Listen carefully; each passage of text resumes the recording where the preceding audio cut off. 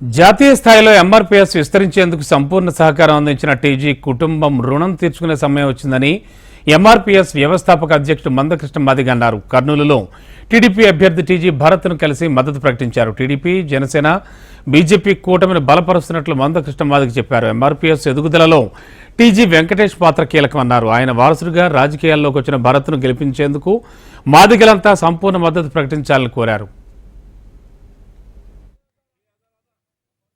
ఆంధ్రప్రదేశ్ శాసనసభకు, పార్లమెంటుకు ఈ నెల 13న జరగబోయే ఎన్నికల్లో మాదిగ రిజర్వేషన్ పోరాట సమితి టీడీపీ, బీజేపీ, జనసేన కూటమిని బలపరుస్తుంది.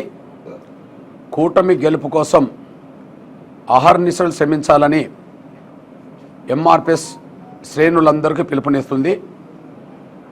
మాదిగలు, ఉపకులాలు, సామాజిక న్యాయం కోరే అన్ని వర్గాలు టీడీపీ, బీజేపీ, జనసేన కూటమికి ఓటు ద్వారా బలపరచాలని చెప్పి ఎంఆర్పీఎస్ విజ్ఞప్తి చేస్తుంది. ఈరోజు కర్నూలు అసెంబ్లీ నియోజకవర్గ పరిధిలో నేను అత్యంత గౌరవించే, నేను అభిమానించే నాయకుడైన పెద్దలు, నాకు పెద్దన్న లాంటి సమానులు టీజీ వెంకటేష్ గారి కుమారుడి గెలుపును ఆకాంక్షిస్తూ నేను కార్యాలయానికి రావడం జరిగింది.